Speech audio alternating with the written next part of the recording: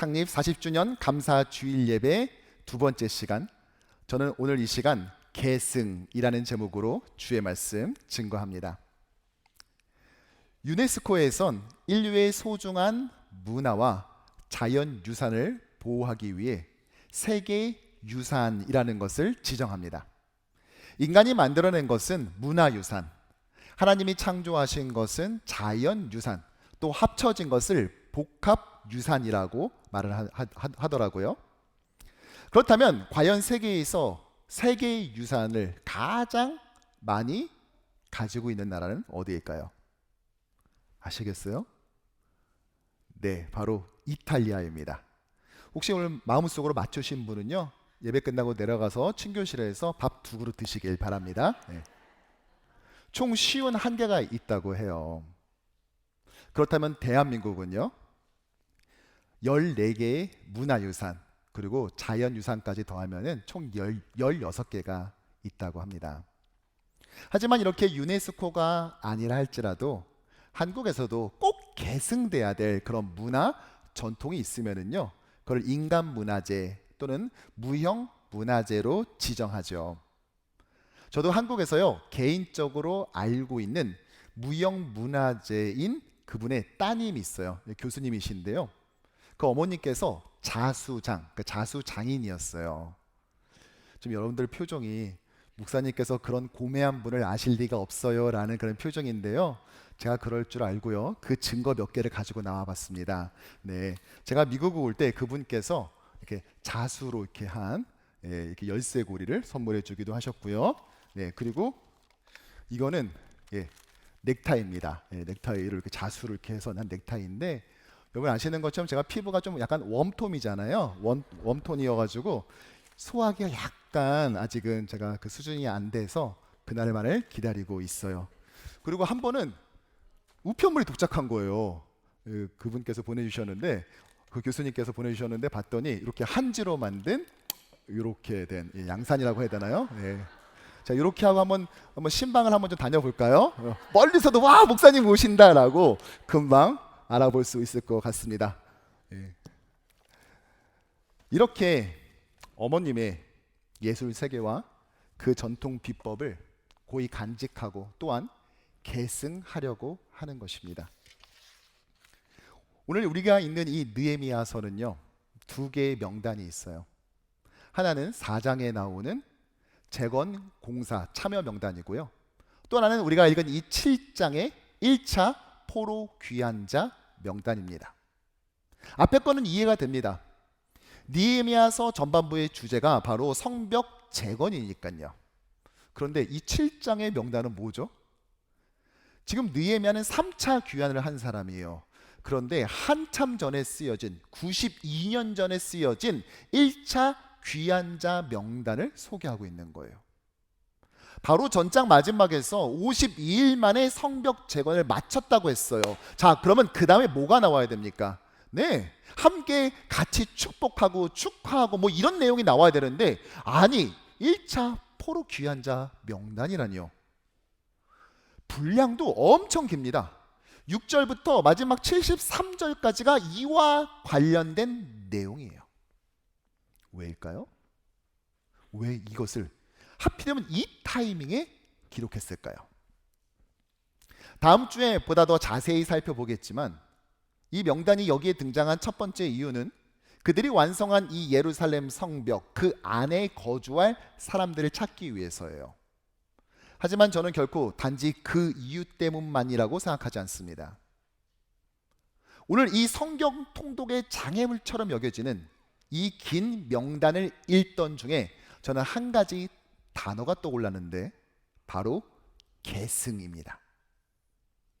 성벽 재건은 느헤미야와 백성들이 힘을 합쳐 일구어낸 사역의 열매임이 분명하지요. 하지만 동시에 이 날이 오기만을 꿈꿔왔던 포로 1세대들의 귀한 1세대들의 기도 응답이었던 것입니다. 그들은 계속해서 기도하고 기대하고 이 꿈을 포기하지 않고 계승해 왔던 것이지요. 그리고 드디어 느헤미야 때가 되자 완성했던 것입니다. 거기에 느헤미야는 주목했어요. 즉 예루살렘 성벽은 불과 52일 만에 완성했지만 그 준비는 굉장히 오랜 시간이 걸렸던 것이죠. 그래서 저는 창립 40주년 감사 예배 2주차를 맞아서 느헤미야 7장을 통해 우리 교회가 목표로 삼아야 할 바로 그 주제가 신앙의 세대 계승이라고 생각했고, 오늘 그것에 대해서 좀 이야기를 나눠보려 합니다. 바라기는 오늘 이 아침에 온 주님의 모든 백성들이 우리에게 허락된 그 위대한 사명과 소명을 마음에 간직하고 우리 당대뿐만이 아니라 우리를 통해 이 땅에 오게 된 그 세대와 또 그들의 다음 세대까지 한결같이 주님의 그 뜻을 이루어주는 온전한 신앙의 세대 계승을 이루어내는 진정한 의미의 기독교 명문 가문, 또 그러한 의미의 우리 공동체 되기를 주님의 이름으로 간절히 축복합니다. 이 7장의 1차 귀환자 명단은요, 귀양민 대표들부터 소개하고 시작합니다. 6절과 7절의 말씀 함께 읽어보죠. 옛적에 바벨론 왕 느부갓네살에게 사로잡혀 갔던 자들 중에서 노임을 받고 예루살렘과 유다에 돌아와 각기 자기들의 성읍에 이른 자들 곧 스룹바벨과 예수아와 느헤미야와 아사랴와 라암야와 나하마니와 모르드게와 발산과 미스베렉과 비그웨와 느훔과 바하나와 함께 나온 이스라엘 백성의 명수가 이러하니라. 이렇게 대표자를 소개하고 난 다음에 그 다음에 곧바로 이어서 집안별 명단, 지역별 명단, 제사장 명단, 레위기 명단, 성전 일꾼 명단, 솔로몬 종들의 자손 명단, 그 외 사람들의 명단, 합계와 성전 기부자들의 명단이 계속 줄을 이어요. 자, 우리 성경이니까요, 우리 명단 한번 끝까지 한번 다 같이 읽어볼까요? 지금 표정들이 목사님 제가 뭘 그렇게 잘못했다고 이러세요? 라는 표정들이시네요. 그는 왜 이렇게 발음도 힘든 사람들 이름을 73절에까지 다 기록했던 것일까요? 아니 그 외에도 많았더라 하는 이런 아름다운 문학적 장치가 있잖아요. 근데 왜 그는 무슨 그들 이름 하나하나가 보석이라도 되는 것처럼 기록하기를 결단했던 것일까요? 사실 여러분, 우리가 포로로 끌려갔다가 다시 돌아왔다라고 하니까 이들이 굉장히 기뻐하면서 기다렸다는 듯이 막 돌아온 것으로 생각하기 쉽습니다. 하지만 그렇지 않아요. 그들은 이미 그곳에 정착했어요. 그곳의 기후, 문화, 생활 방식, 사업 아이템까지 완벽히 적응이 끝났다고요. 하지만 예루살렘은 어땠습니까?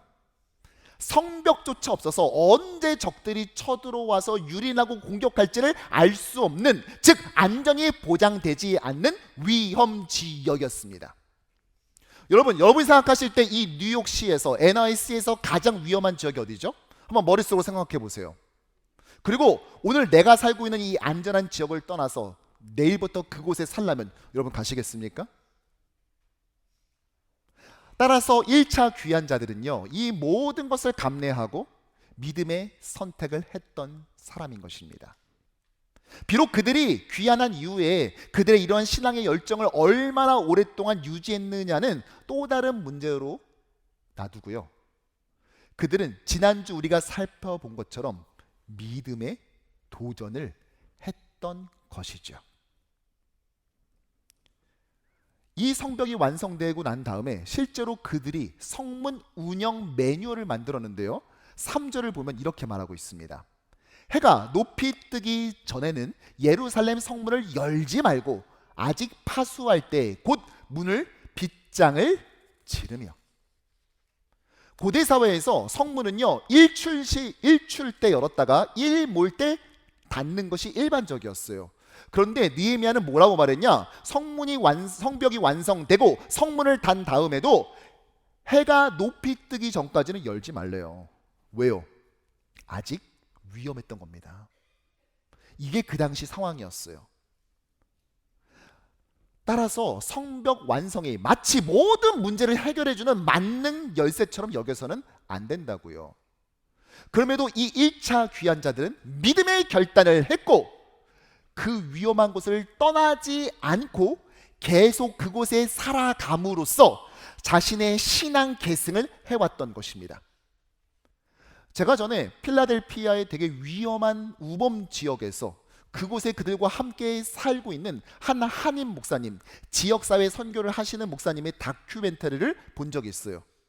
그분 이렇게 말씀하시더라고요.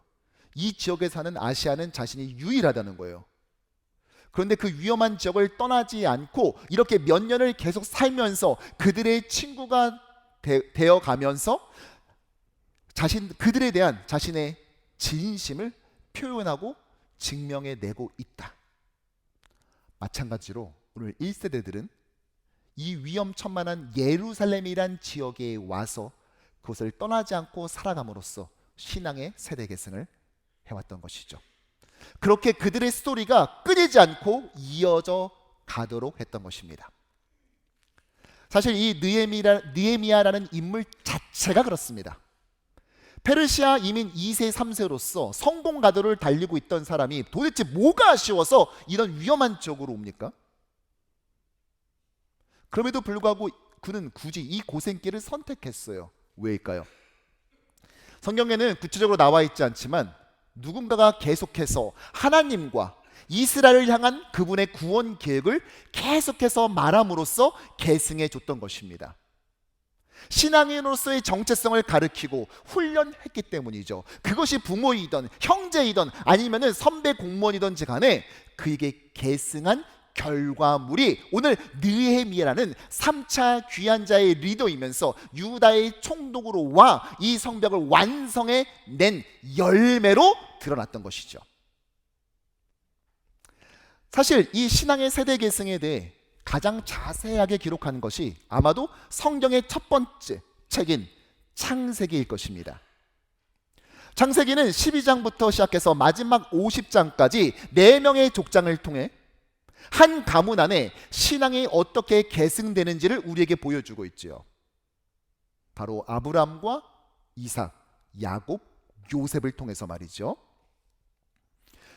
근데 공교롭게도 이 4명이 좀 살았어요. 좀 부자였어요. 그러니까 또 어떤 분들은 거부라고 막 대를 이어서 하나님 잘 섬기니까 막 경제적으로 풍성해진다 막 이렇게 접근하는데요. 여러분, 단지 하나님을 잘 섬겼다라는 이 차원을 훨씬 더 뛰어넘어서 구약의 핵심 주제가 무엇이죠?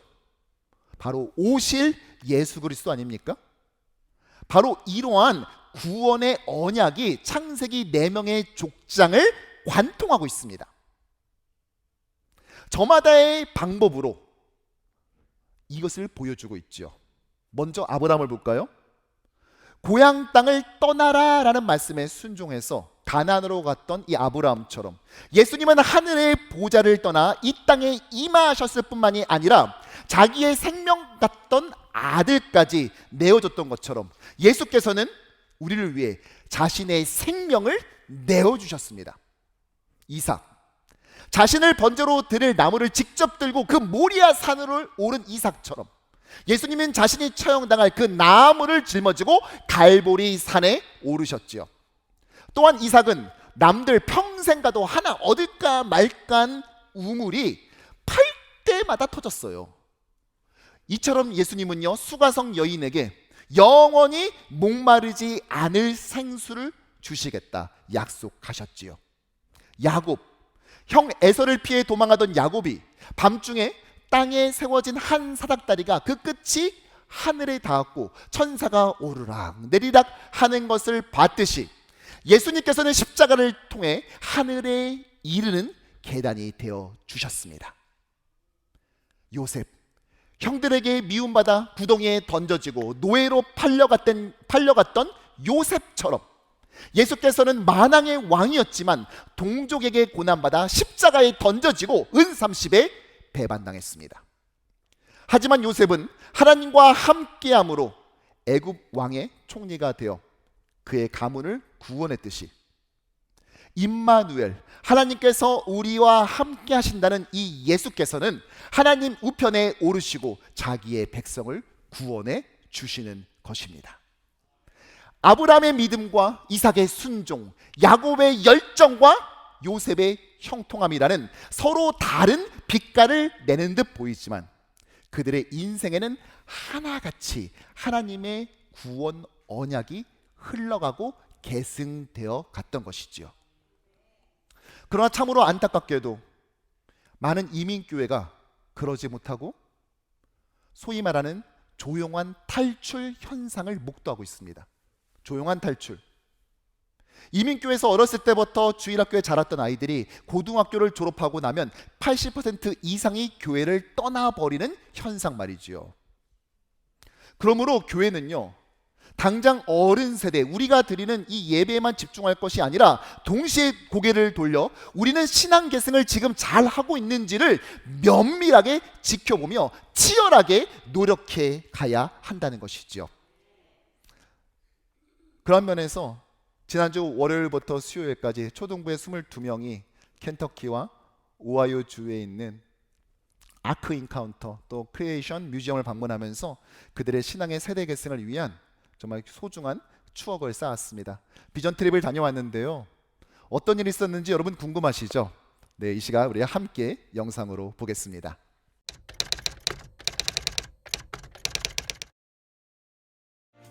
뉴욕 효신장로교회 어린이 여러분 안녕하세요. 저는 김광선 목사입니다. 매일마다 우리 전도사님과 선생님들을 통해 하나님의 말씀을 열심히 배우고 있는 우리 어린이들 너무 자랑스럽고요. 또한 감사합니다. 그런데 교회 안에서만 우리가 하나님의 말씀을 배우면 참 궁금한 것들이 많이 있을 거예요. 그래서 우리 효신장로교회 어린이 친구들을 위해서 우리 자그마한 선물 하나를 준비했어요. 바로 이것입니다. 이곳에서 하나님의 말씀을 듣고 보고 느끼고 경험함으로써 하나님을 더 많이 사랑하는 우리 뉴욕 효신장로교회 모든 어린이들 되기를 주님의 이름으로 축복합니다.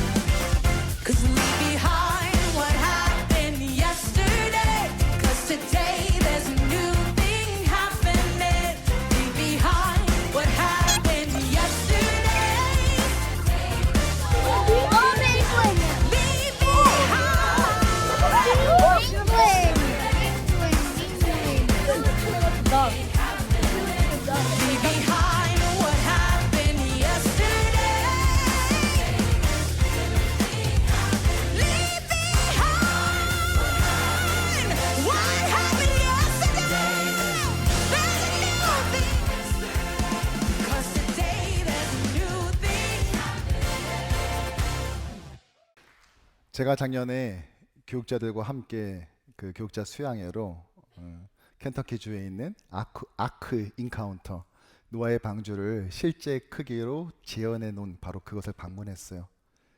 제가 그때 들었던 생각이 뭔지 아세요? 내가 진작 여기를 와봤으면 그것에 대해서 설교하고 강의했었던 그 많은 시간 그냥 글만 있는 것이 아니라 마치 본 것처럼 상상하면서 설명할 수 있었을 텐데 늦게 온 것이 너무 안타깝다라는 생각이에요.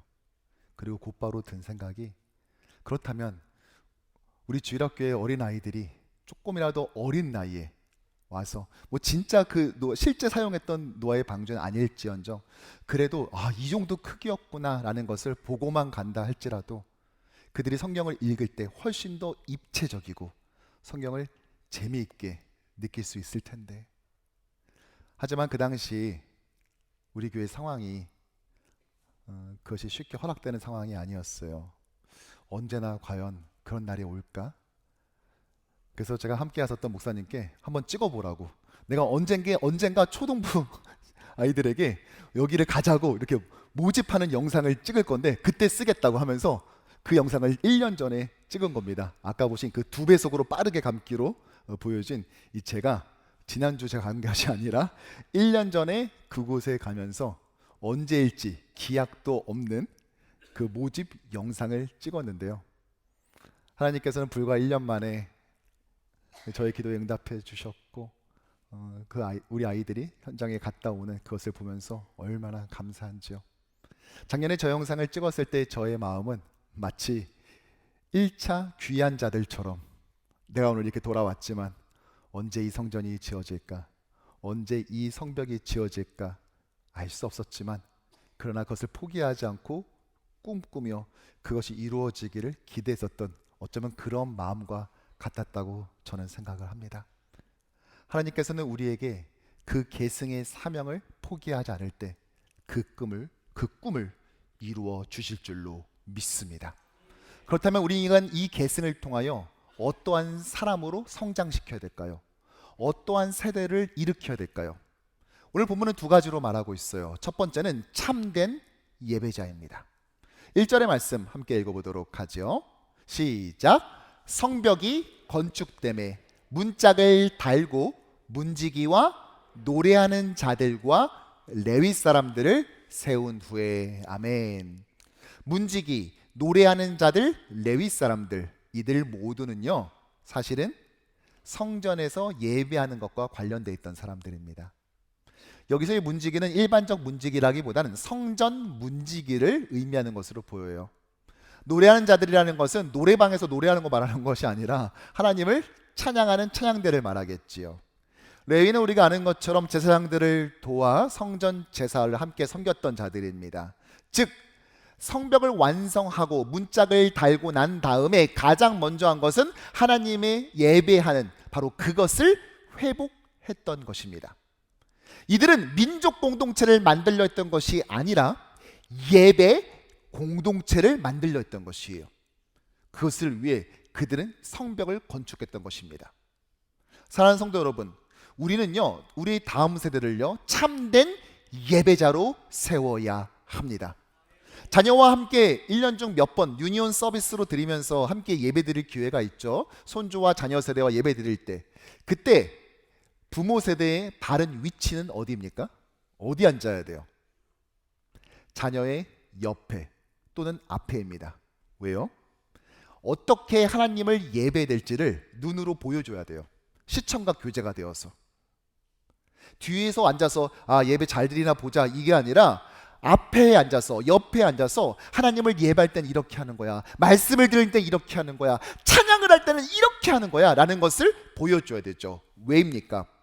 자녀는 절대 우리가 말한 대로 크지 않고 우리가 보여준 모습대로 성장할 것이기 때문에.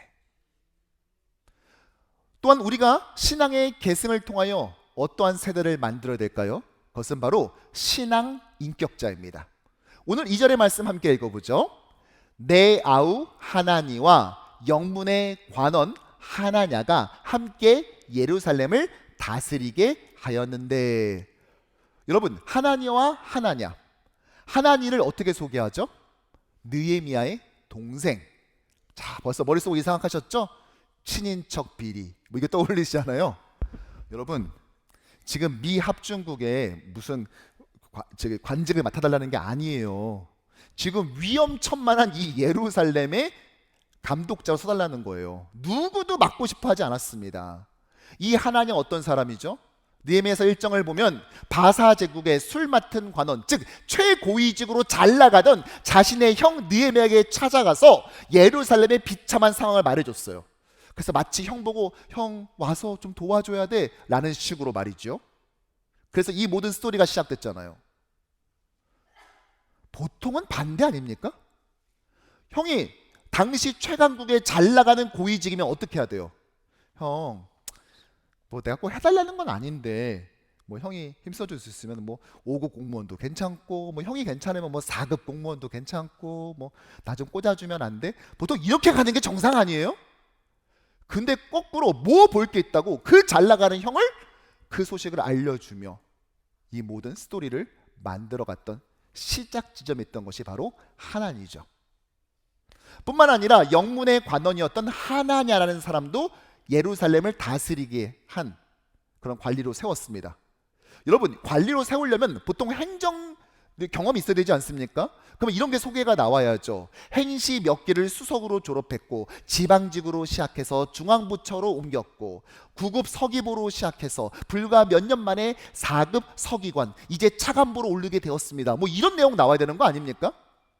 또는 당시 이 시큐리티가 이 안전이 긴박했기에 뭐 경찰로 따지자면은 뭐 순경으로 들어와서 치안 총감까지 되었다. 뭐 그가 군대에서 뭐 특수부대에 있었고 어떠한 작전을 성공적으로 이끌었다. 뭐 이런 경력이 나와야 되는데 그에 대해서 뭐라고 소개하냐? 다음 슬라이드 보여주시죠. 시작. 하나냐는 충성스러운 사람이요 하나님을 경외함이 무리 중에 뛰어난 자라. 아멘. 무슨 말이에요? 성품만을 소개합니다. 그는 이웃에 대해서는요 충성스러웠어요. 앞에서는 이랬다가 뒤에서 막 욕하고 돌아서는 것이 아니라 한결같은 충성스러운 사람이었습니다. 위로 하나님을 향해서는요 경외하는 사람이었어요. 하나님을 두려워할 줄 아는 사람이었다고요. 이것만을 소개합니다. 그의 경력이 아니라 그의 성품을 소개한다고요. 즉 우리가 신앙의 세대 계승을 통해 만들어야 될 일꾼은 무엇이냐? 어떠한 세대를 일으켜 세워야 되냐? 먼저는 하나님을 하나님을 온전히 예배하는 참된 예배자. 그리고 그 다음에는 이웃에겐 한결같고 하나님을 두려워하며 사랑하는, 경외하는 신앙 인격자로 세워 나가야 한다고요. 이것이 바로 우리 교회 주일학교회 또 젊은 세대를 이끌어 가야 될 우리의 목표인 것입니다. 문제는요 이걸 어떻게 만들 수 있느냐 아니겠어요? 어떻게? 그래서 오늘 마지막으로 우리가 어떻게 그러면 이런 세대를 만들어낼 수 있는지를 두 가지로 살펴보겠습니다. 먼저는요 한번 따라해 볼까요? 우리 모두는 다음 세대이다. 오늘 이 설교를 들으면서 목사님 저는 이제 60대니까 이제 뭐 새롭게 배우고 뭐 이러는 것보다, 아니 지금 알던 것도 까먹던 시간인 이제 나이인데 제가 뭘 또 이제 와서 새롭게 배우겠습니까? 그냥 있는 거나 잘 기억하면서 밑에 세대에 물려주겠습니다. 여러분 생각하셨죠? 정말 그렇습니까? 고대 이집트 문물을 보면은요 그 유적지에 이런 글귀가 발견됐어요. 고대 이집트 유적에 뭐라고 쓰여져 있었냐? 요즘 젊은 것들은 버릇이 없다. 여러분 그러면 젊은 것은 도대체 우리로 따지면 나이가 몇 살이신 거예요? 나이라는 것은요 상대적인 것 아닙니까? 몇 주 전에 저는 그 목회에 대한 데이터를 분석하고 이렇게 설문조사를 해서 그 데이터를 분석해서 발표하는 한 세미나에 참석할 기회가 있었어요. 아직 그 엠바고가 풀리지 않아서 구체적인 수치를 제가 나눠드리진 못하지만 놀라운 것이 미국 이민자들의 70대와 80대, 특히 이 뉴욕시에 있는 70대와 80대가 서로 간에 이질감을 느낀다는 거예요. 무슨 말이냐? 세대 차이를 느낀다고요. 80대 권사님이 70대 권사님을 보면서 말을 하는 거예요. 하여튼 요즘 젊은 권사들은 말이야, 나 때는 정말 상상도 못할 일이야 저거는. 아유 참 꽃띠라서 좋겠다, 이렇게 한다는 겁니다. 아니 제가 봤을 때는 70대 권사님, 80대 권사님이 하나로 묶이는 단위라고 생각하기가 쉬운데 정작 조사를 해봤더니 70대와 80대가 문화적 이질감, 세대의 차이를 경험했다는 거예요. 그래서 소그룹을 묶을 때 말이 안 통한다고 70대는 70대끼리, 80대는 80대끼리 묶어주기를 요청하는 사례가 늘어난다 라는 데이터를 보고 제가 깜짝 놀랐어요. 나이는 상대적인 것입니다. 우리는 하나님 나라 가는 그 순간까지 매일마다 참된 예배자가 되고 또 신앙의 인격자가 되기 위해 치열하고 또한 비장하게 노력해야 될 줄로 믿습니다. 또한 이 설교를 듣고 있는 청년부들도 있는데요, 여러분 또 이런 생각하셨죠? 제가 아직 20대 초반인데 뭐 제가 뭘 누구를 계승을 합니까? 저는 그냥 이제 계승을 받고 좀 가르침을 받겠습니다. 여러분 정말 맞습니까? 여러분 이것도 맞지 않아요. 아무리 젊어도 계승을 해야 된다는 사실을 저는 우리 교회 청년부의 한 가지 선택을 보면서 깨달았어요. 한 달 전에 우리가 교육문화회관 지하에 우리 교회 카페를 오픈했지요. 거기 보시면요, 사진 보여주실까요? 바로 저 기계가 있습니다. 에스프레소 머신인데요, 원래는 한 5,000불 정도 하는 기계인데 한 번도 쓰지 않는 새 기계가 3,500불에 우리가 구입할 수 있는 기회가 생겼어요. 아무래도 젊은 세대를 위해서는 필요하겠다 싶어서 이 장로님들과 함께 같이 논의를 했고 우리가 구입하기로 결정도 했습니다. 근데 결정하고 나니까 제가 고민이 되는 거예요. 청년부에 대학생도 있지만 직장인도 있잖아요. 그 친구들은 돈을 벌지 않습니까? 많던 적던. 근데 저거를 교회에서 덜컥 사줘 버리면, 우리 교회는 뭐 우리가 원하면 다 사줘, 이게 과연 신앙 계승에 도움이 될까? 오히려 우리의 의도와는 상관없이 스포일드 시키는 그런 생각하지 못했던 일이 벌어지지 않을까라는 고민이 드는 거예요. 그래서 제가 청년부 담당 사역자를 불렀어요. 그리고 이렇게 말했습니다. 우리 청년부를 위해서 사주고 싶고 우리가 얼마든지 할 수 있는 재정적 여력, 무엇보다 마음이 있다. 그런데 당신들 돈 벌지 않냐? 그러니까 그 청년부에서 자체적으로 한 1,000불만 도네이션을 하는 걸로 하고 나머지는 교회에서 우리가 지원을 해주면 어떻겠냐. 그래서 그렇게 하겠대요. 또한 신무장로님들도요, 그냥 각각 좀 도네이션을 더 많이 하셔가지고요, 이거 모아서 이것을 구입하기로 결정을 했어요. 청년부에서 광고를 하고 그 다음 주에 도네이션을 했는데 한 주 만에 3,000불을 모아서 헌금을 한 거예요. 와, 여러분 제 마음이 어땠을 것 같아요? 너무 기쁘고 감격스럽죠. 아니 본인들도 빠듯한데 어떻게 이렇게 헌신을 할 수 있습니까? 근데 그거 몇 초 안 됐고요, 그 다음에 드는 생각, 큰일 났다, 당황스러움이에요. 결과적으로 보자면은 저는 청년들의 호주머니를 노린 담임 목사가 된 거예요. 너무 당황해가지고 너무 감사한데 한편은 예상하지 못했던 결과라서 제가 장로님들과 다시 모여가지고 상의를 했어요. 어떻게 하면 좋겠습니까? 너무 감사하긴 한데 이게 결과적으로 좀 이상하게 흘러갈 수 있을 것 같아요. 저희가 얻은 결론, 2,000불은 다시 청년부에 리턴한다. 근데 하나님께 드리는 헌금이기 때문에 개인에게 주는 것이 아니라 청년부 재정에 더 얹겠다는 거예요. 여러분이 청년부 리더라면 어떻게 결정하실래요? 와, 예상하지 않았던 꽁돈이 생겼습니다, 우리 다음 주에 회식 거하게 합시다, 뭐 이런 거 하지 않을까요? 물론 그것도 귀하죠. 성도의 교제도 귀하니까요. 근데 청년부 리더들이 모여서 이렇게 결정했어요. 우리 교회가 다음 세대를 강조하고 있지 않습니까? 담임 목사님이 다음 세대에 대해서 정말 집중하고 있는데 우리도 동참합시다. 그래서 청년부의 다음 세대 어디죠? 고등부. 그래서 고등부에 12학년 졸업 여행을 가는데 1,000불을 지원하고, 또 다른 1,000불은 우리가 입교 세례를 받는 우리 중고등부 자녀들에게 그때 입을 우리 양복과 또는 원피스를 또 선물하잖아요. 거기에 지원하겠다고 결정을 한 거예요. 여러분 어때요? 누군가에게 자신의 신앙을 전수하고 보여주고 훈련시키고 계승하는 데 있어서는요, 나이가 절대값이 아닌 것입니다. 나이 들었다는 거와 어른이 된다는 것을 같이 섞어서 말할 수는 없다는 것이에요.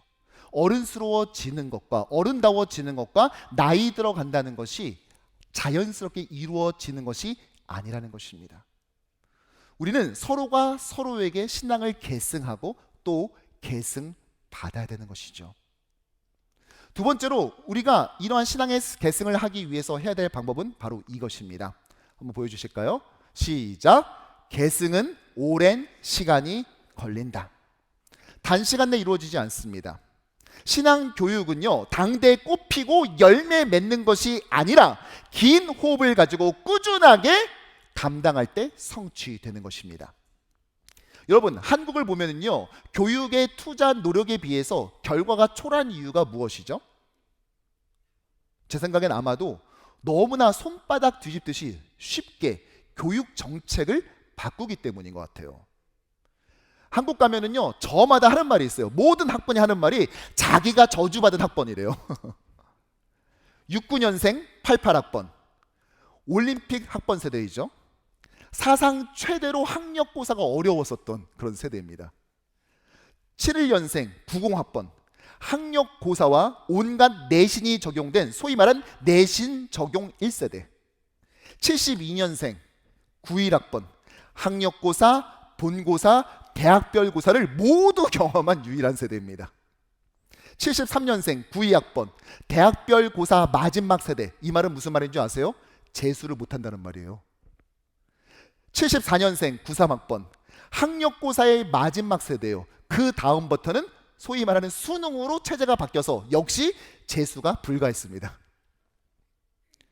그리고 95학번, 95년생 94학번, 드디어 수능이 시작됐어요. 대학 수학 능력 시험이 시작된 1세대인데 이때는 또 독특하게 1년에 2번 수능을 봤습니다.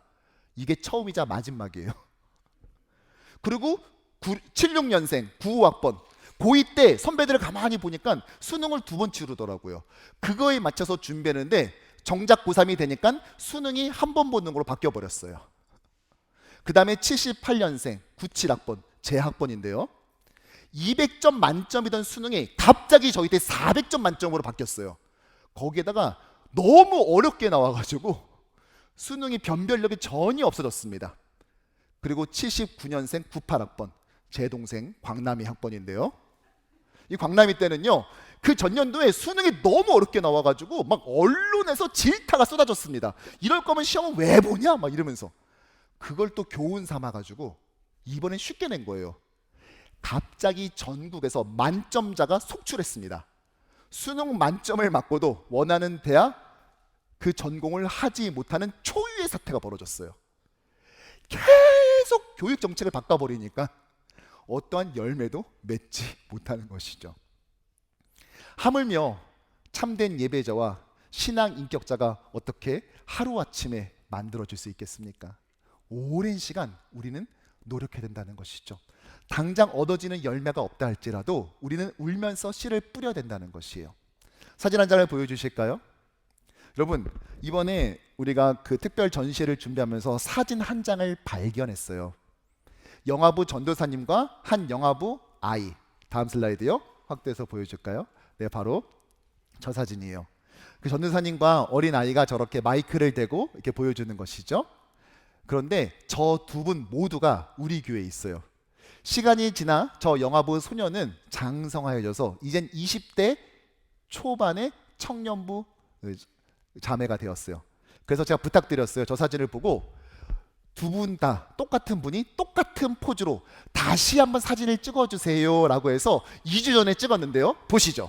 네, 바로 저 사진입니다. 여러분 어때요? 정말 똑같지 않습니까? 네, 저렇게 좋은 신앙인으로서 지금도 교회에 충성스럽게 섬기는 사역자와 또한 성도로서 성장을 했습니다.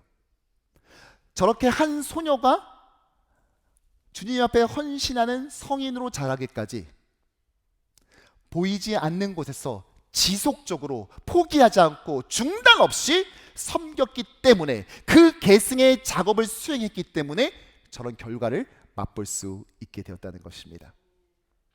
특별히 우리 교회는요, 지난 30년 동안 주일학교에서 가장 어린 아이라고 할 수 있는 이 영아 유치부를 섬긴 귀한 사역자가 있습니다. 그리고 하나님이 정하신 그 시간이 되어서 오늘 이제 은퇴를 하게 됩니다. 앞으로 나와 주실까요? 네. 제가 세봤더니요, 30년 그리고 개월수로 계산을 해봤더니 참 여러분 참 제가 소름이 돋았는데 365개월이에요. 와, 아니 무슨 날짜에 그 날짜 맞춰서 은퇴하는 것처럼 딱 그렇게 됐더라고요. 365일 1년 내내 그 아이들, 사실은 설교를 하면서도 이 아이가 지금 내가 하는 말을 알아듣긴 할까? 실제로 어떤 아이들은요, 전도사님을 보면은요 하나님 봤다 그랬대요. 왜냐면 아직 하나님의 개념 자체도 정립이 안 돼 있으니까 이제 하나님을 설교하는 사람이, 가르쳐주는 사람이 하나님인 줄 알고 오늘 하나님 보고 왔다, 오늘 예수님 보고 왔다, 그러다 한두 살 더 먹으면 그제서야 전도사님 뭐 이런 말이 터져 나오기 시작했다는 것이죠.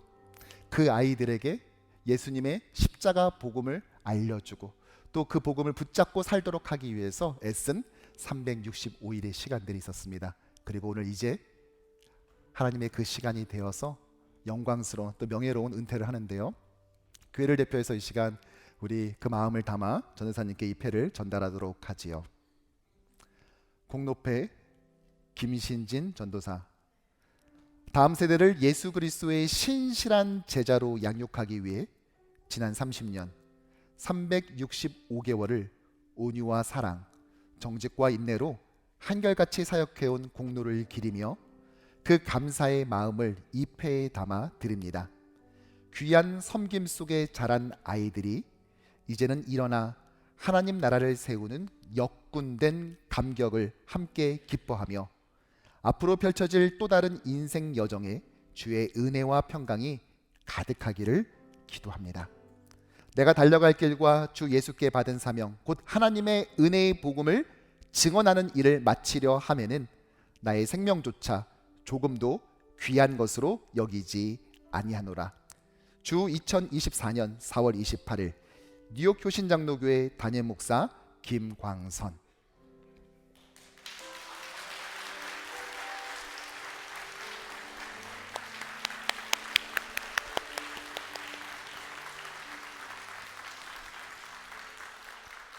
이렇게 사역의 한 세대가 가니까 이제 이 사역을 넘겨받을 또 새로운 사역자가 필요하겠죠. 그래서 우리 유니스박 우리 간사님을 여러분께 소개합니다. 앞으로 나와 주실까요?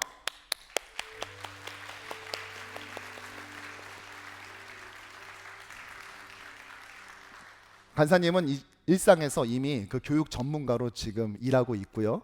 특별히 또 이제 우리 다음 세대를 이끌어줄, 또한 영어와 한국어로 함께 이끌어주는 이 귀한 그 다음 세대를 이어받을 우리 귀한 사역자입니다. 아마 여러분들 좀 궁금해하셨을 거예요. 아까 전사님이 나오실 때 무슨 수레를, 파일이 담겨있는 저 수레를 왜 들고 나오셨나, 밀고 나오셨나 보실 텐데, 이 파일들이 뭐냐면은요, 그동안 우리 영화 유아부, 영화 유치부 아이들의 출석, 또 그 아이들의 현재 영적 상황들을 자기가 손수 수기로 기록한, 빼곡하게 기록한 그 파일들입니다. 이 파일을 보고 이제 지금까지 30년 동안 길러왔었던 그 아이들, 이제는 새로운 세대를 또 새로운 사역자에게 잘 부탁한다는 의미로 오늘 이렇게 전달했습니다. 네, 파일을 전달해 주시죠.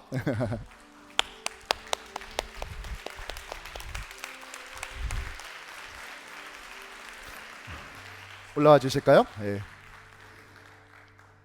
엘리야 선지자는요, 하늘로 승천하면서 자신의 제자였던 엘리사에게 자신의 겉옷을, 자신의 영적 권위의 상징인 이 겉옷을 물려주었죠.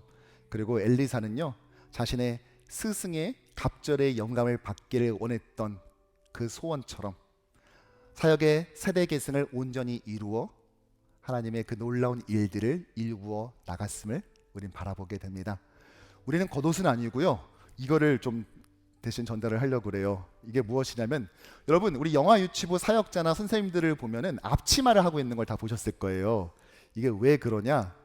혹시 여기 옷에 달린 액세서리나 단추 같은 것들이 우리 영화부 아이들의 피부를 또 상하게 할까봐 보호해주는 그것 때문에 하고 있는 건데요.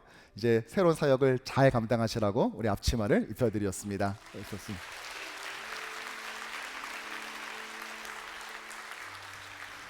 저는 목사 안수를 받을 때 저희 아버지께서, 목회자이신 저희 아버지께서 그 목사 가운을, 그 성의 차기를 해주셨어요.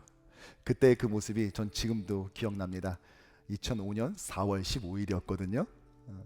마치 그런 것처럼 어쩌면 이제 이 귀한 사역을 넘겨받아서 테이크오버하여서 이제 그 다음 세대를 이끌어갈 이 귀한 책무를 받은 새로운 사역자, 또 그것을 이제는 뒤에서 열심히 응원하며 그 아이들을 위해서 기도하는 새로운 삶을 갈 이전의 사역자, 우리 모두가 함께 이렇게 신앙의 세대 계승을 이루어갈 줄로 믿습니다. 우리 두 분 그렇게 잘 해달라고 우리 당부와 또 부탁과 축복과 격려의 마음을 담아서 두 분께 교회를 대표해서 우리 꽃을 전달하겠습니다. 잘 부탁합니다. 네, 잘 부탁합니다. 들어가 주시죠. 네, 감사합니다.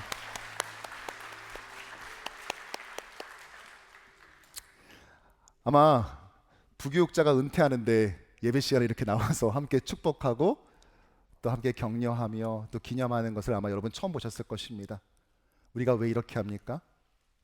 그만큼 우리에게 있어서 신앙의 세대 계승은 우리가 선택하는 여러 선택지 중에 하나가 아니라 우리가 이 땅에 존재하는 이유이기 때문인 것입니다.